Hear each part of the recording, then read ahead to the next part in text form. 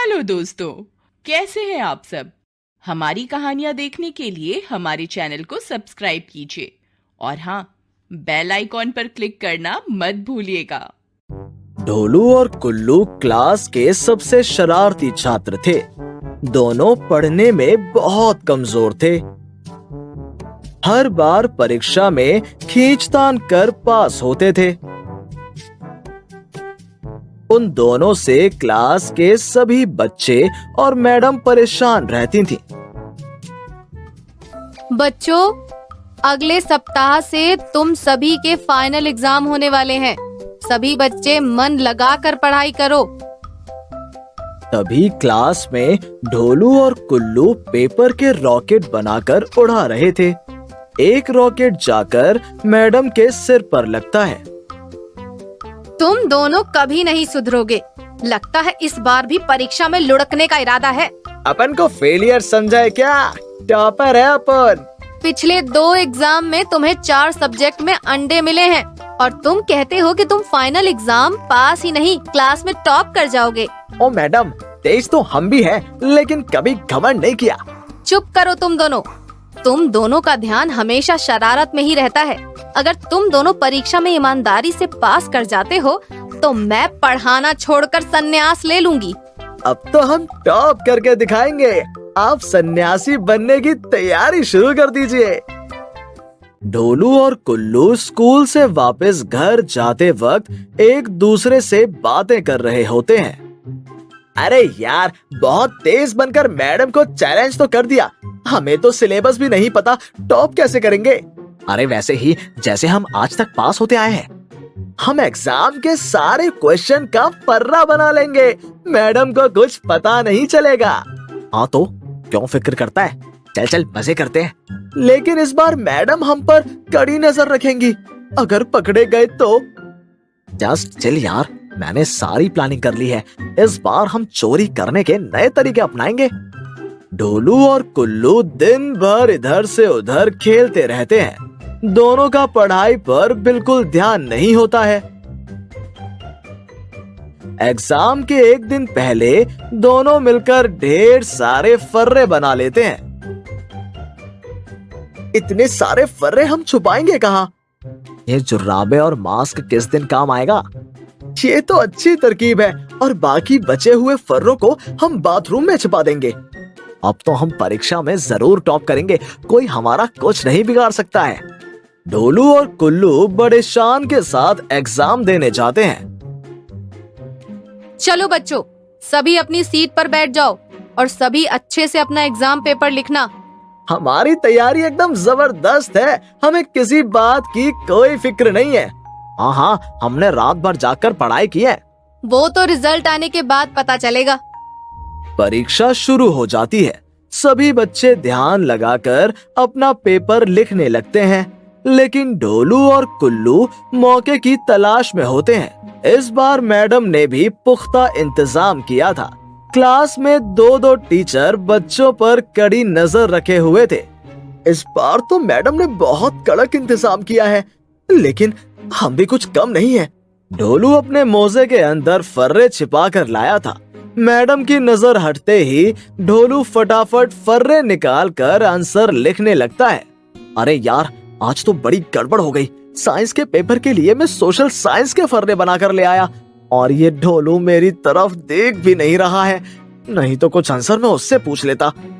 कुल्लू ढोलू की ओर अपनी पेन का ढक्कन फेंकता है, लेकिन वो ढक्कन मैडम को जाकर लगता है। किसने फेंका ये ढक्कन? मैं उसे छोड़ूंगी नहीं। कोई जवाब नहीं देता है। मैडम की नजर ढोलू और कुल्लू पर थी।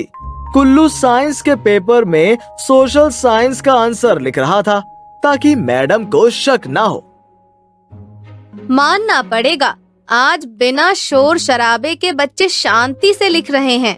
मुझे ढोलू और कुल्लू पर शक है। ये दोनों जरूर कोई ना कोई गड़बड़ कर रहे हैं। ढोलू आज ऊंची एड़ी वाले जूते और मोटी जुराबे पहनकर आया है। आज उसके बैठने का तरीका भी अलग है। जाकर उसे चेक करते हैं। मैडम जाकर ढोलू से जुर्राबे उतारने को बोलती है। तुम इतनी गर्मी में डबल मोजे और हील वाले जूते पहनकर क्यों आए हो? इसे अभी यहीं पर उतार दो। ये अब उनका स्टाइल है। सर ढोलू को एक जोरदार तमाचा लगाते हैं। और ये तुम्हारे सर का स्टाइल है। चुपचाप से अपना मोजा और जूता निकाल कर यहाँ रख दो। ढोलू अपना मोजा खोलता है और उसके अंदर से ढेर सारी पर्चियां निकलती हैं। तो यही है तुम्हारे टॉप करने का तरीका। तुम्हें शर्म नहीं आती है? बाकी बच्चे इतनी मेहनत से पढ़ाई करते हैं और तुम चोरी करके अच्छे नंबर लाने की कोशिश कर रहे हो। कुल्लू ये सब देख रहा था और उसे डर के मारे पसीने छूट रहे थे। चोर की दाढ़ी में तिनका, तुम्हें इतना पसीना क्यों आ रहा है कुल्लू? वो गर्मी बहुत है ना, इसलिए। गर्मी बहुत है फिर भी तुमने डबल मास्क लगाया है, हाँ? सर कुल्लू का मास्क निकाल देते हैं। उसके अंदर से ढेर सारी पर्चियां निकलती हैं। चोरी के लिए भी अकल की जरूरत होती है। तुम्हारे पास तो नकल की भी अकल नहीं है। आज साइंस की परीक्षा है, सोशल साइंस की नहीं। मैडम कुल्लू और ढोलू के माँ बाप को बुलाती हैं और दोनों की शिकायत कर देती हैं। दोनों को अपने किए पर बहुत शर्मिंदगी महसूस होती है। फिर वो कभी ऐसा न करने की कसम खाते हैं।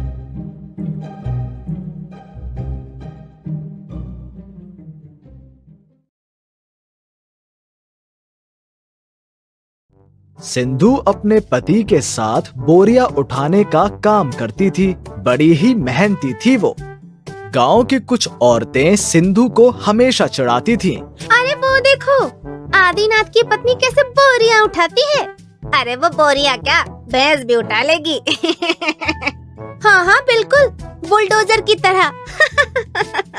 जो लोग तुम्हें कुछ भी कहते हैं सिंधु, तुम उन्हें पलटकर जवाब क्यों नहीं देती? हम अपना काम छोड़कर अगर उनके मुंह लगेंगे तो अपना घर कैसे चलेगा? सिंधु को तो पलटवार करना मैदान में ही आता था, क्योंकि सिंधु को पहलवान बनकर अपने पिता का सपना पूरा करना था। बेटा, मेरा एक सपना था कि मैं हिंद केसरी बनूं, पूरे देश में एक पहलवान के तौर पर अपना नाम रोशन करूं। लेकिन एक्सीडेंट के कारण मैं वो पूरा नहीं कर पाया। मैं आपका सपना पूरा जरूर करूंगी पिताजी। मुझे तुमसे यही उम्मीद थी। लेकिन कुछ साल बाद नंदू पहलवान की मौत हो जाती है।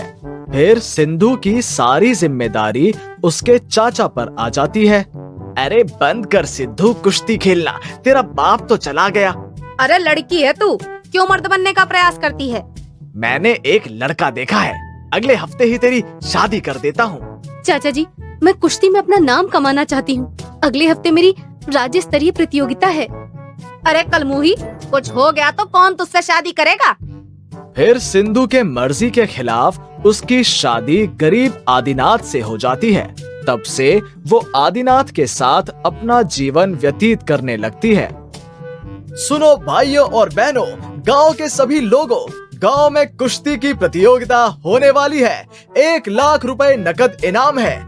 नामी पहलवान आने वाले हैं और भी कई नकद इनाम है। सुनो भाई सुनो, बात को सुनो।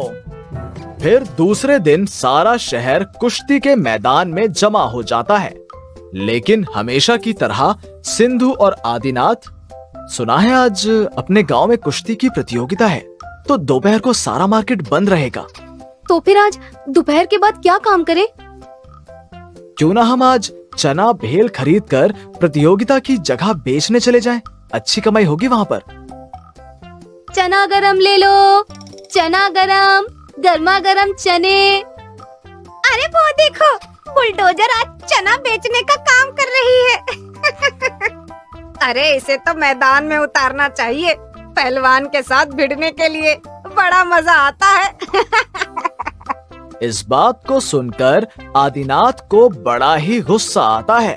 और फिर आदिनाथ, अरे कुछ तो शर्म करो, एक औरत होकर दूसरी औरत का सम्मान नहीं कर सकती। अरे क्या गलत कहा मैंने? तुमसे शादी से पहले पहलवानी ही तो करती थी। आदिनाथ को ये बात सुनकर बड़ा ही आश्चर्य होता है। उसे भी ये बात पता नहीं थी। और सिंधु, क्या ये सच है? जाने दीजिए, कहाँ इनके मुंह लग रहे हो। अरे वो क्या बताएगी, शादी से पहले बड़ी पहलवान बनकर घूमती थी। फिर सिंधु वहां से चली जाती है और आदिनाथ बड़ी ही गहरी सोच में डूब जाता है। क्या मैंने सिंधु की जिंदगी बर्बाद तो नहीं की? क्या वो सच में पहलवान बनना चाहती थी? और वहां मैदान में कोई भी शेरा पहलवान से लड़ने को तैयार नहीं था। लगता है इस शहर में सारे नामर्द हैं, कोई भी हमसे भिड़ने को तैयार नहीं। क्यों सरपंच जी, क्या हुआ? शेरा को विजेता घोषित करें। अरे रुको रुको, अरे कोई तो बहादुर माई का लाल होगा जो इस शेरा को हराएगा और अपने गांव का नाम रोशन करेगा। सारे मैदान में चर्चा शुरू होती है कि आज शेरा पहलवान बिना कुश्ती के ही इनाम ले जाएगा। फिर मैदान में आदिनाथ वापस आता है। फिर वहाँ 5 रुपए का चना जोर, 5 रुपए का चना जोर, गरम चटपटा नमकीन चना। आदिनाथ एक बार अपनी पत्नी सिंधु की ओर देखता है। फिर वहाँ से चलकर सीधा मैदान में सरपंच के पास पहुँच जाता है। सरपंच जी, मेरी पत्नी भी इस प्रतियोगिता में भाग लेना चाहती है। अरे उसो, कुश्ती का मतलब भी पता है या नहीं? उसे सारे दांव पेच आते हैं, उसे बस एक मौका दे दो। सरपंच जी सोच विचार करके मंजूरी दे देते हैं। अनाउंसर को ऐलान करने का इशारा करते हैं और फिर सुनो भाइयों और बहनों, आज गांव की एक महिला पहलवान लड़ेगी कुश्ती के मैदान में और उसका नाम है सिंधु पहलवान। इस बात को सुनकर सारे गांव वालों के साथ सिंधु भी आश्चर्यचकित हो जाती है और वो आदिनाथ के पास चली आती है। आपने ये क्यों किया? देखो सिंधु, अब मैं तुम्हारी जिंदगी और बर्बाद नहीं करना चाहता। अब यही सही मौका है, दिखा दो सबको कि तुम असल में क्या हो। लगता है बोरिया उठाते उठाते दिमाग ढीला हो गया है इसका। अरे थोड़ी देर रुको, इसका तो सब ढीला हो जाएगा। तो सिंधु के साथ शेरा पहलवान ने भी लड़ने का फैसला कर लिया है। अब दोनों की प्रतियोगिता शुरू हो रही है। छोरी, तेरी इतनी हिम्मत, आज तो तुझे ऐसा पलंग तोड़ दाव मारूंगा कि सारी जिंदगी भर शेरा को याद रखेगी। अच्छा। शेरा पहलवान की इस बात को सुनकर ही सिंधु ने अपने दांव पेच के पलटवार करना शुरू कर दिया। शेरा को पकड़ पकड़ कर बोरियों जैसे उठाकर पटकने लगी। शेरा तो हाथ भी न लगा सका। वाह छोरी, तूने तो कमाल कर दिया। सिंधु के इस खेल को देखकर पूरा मैदान खुशी से झूमने लगा और सब तरफ सिंधु की तारीफ होने लगी। मैं बहुत खुश हूँ सिंधु, मैं सदैव तुम्हारे साथ हूँ। तुम्हें जितनी कुश्ती खेलनी है खेलो। सिंधु ने कई इनाम जीते और गांव का नाम रोशन किया। हेलो दोस्तों, कैसे हैं आप सब? हमारी कहानियां देखने के लिए हमारे चैनल को सब्सक्राइब कीजिए और हाँ, बेल आइकॉन पर क्लिक करना मत भूलिएगा।